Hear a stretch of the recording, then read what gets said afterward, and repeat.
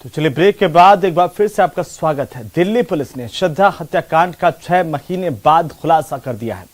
Police ने श्रद्धा के live in partner Aftab को गिरफ्तार कर लिया, जिसने उसके 35 टुकड़े किए और शव को ठिकाने लगा दिया।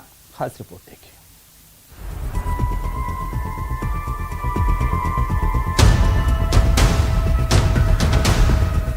इश्क की साजिश में लिपटी कत्ल की एक खौफनाक कहानी दो दीवानों की है, जो एक दूसरे को दिलो जान से चाहते थे, लेकिन मोहब्बत को मंजिल मिलने से पहले ही आशिक ने ऐसा डेंजर गेम खेला कि माशूका टुकड़ों में बट गई।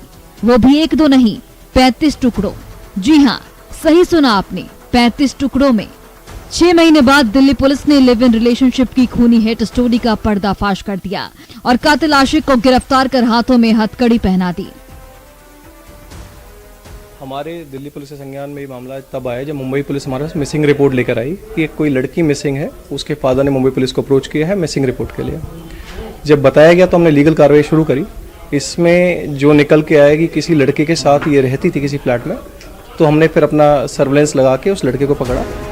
पुलिस और परिजनों के मुताबिक महाराष्ट्र के पालघर की रहने वाली 26 साल की श्रद्धा वालकर आज से 3 साल पहले यानी 2019 में मुंबई के मलाड इलाके में मौजूद एक मल्टीनेशनल कंपनी के कॉल सेंटर में काम करती थी। यहीं पर श्रद्धा की मुलाकात आफताब अमीन पूनावाला नाम के लड़के से हुई थी। कॉल सेंटर में दोनों की एक दूसरे से नजरें मिली और पहली नजर में ही दोनों एक दूसरे के दीवाने हो गए। कुछ दिनों बाद दोनों मलाड में लिव इन रिलेशनशिप में रहने लगे।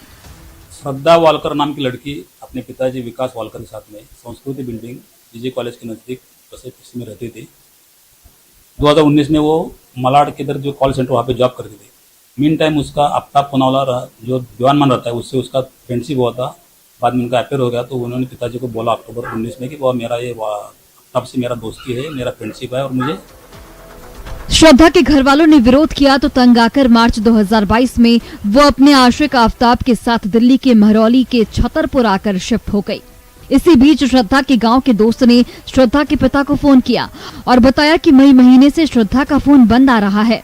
परेशान पिता ने अनहोनी की आशंका होने पर वसई थाने में एक शिकायत दर्ज कराई।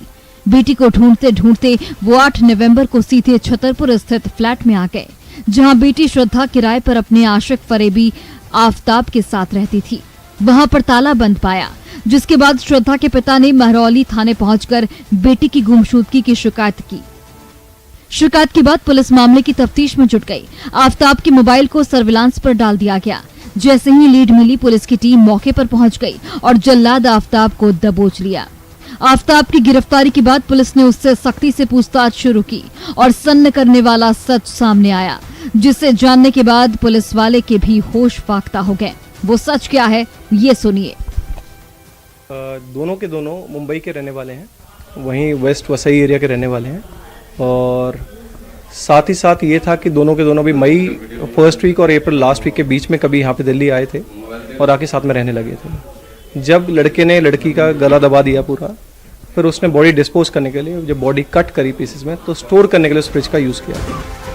हत्या के बाद आफताब पूनावाला ने अपनी गर्लफ्रेंड की लाश को ठिकाने लगाने के लिए खौफनाक तरकीब निकाली।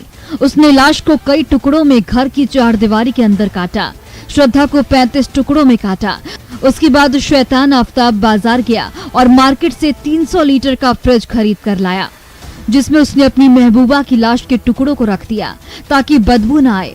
उसके बाद वो हर रोज रात के करीब 2 बजे अपने किराए के मकान से सियारात के सन्नाटे को चीरते हुए यमराज बनकर निकलता था। शव के कुछ टुकड़ों के साथ पहाड़ी और जंगली इलाकों में उसे फेंक कर वापस लौट आता था।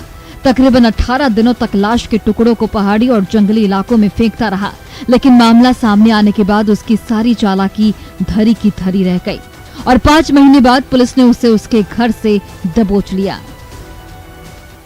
बॉडी के मल्टीपल पार्ट्स किए गए और मल्टीपल लोकेशंस पे थ्रो किया गया। हमने कुछ रिकवर किया है, अभी उसको एफएसएल के थ्रू लिंक करा रहे हैं। पुलिस ने आरोपी आफताब की निशानदेही पर श्रद्धा के बॉडी के पार्ट्स को बरामद भी कर लिया है। साथ साथ फॉरेंसिक टीम की भी मदद ले रही है ताकि जांच में कोई चूक न हो।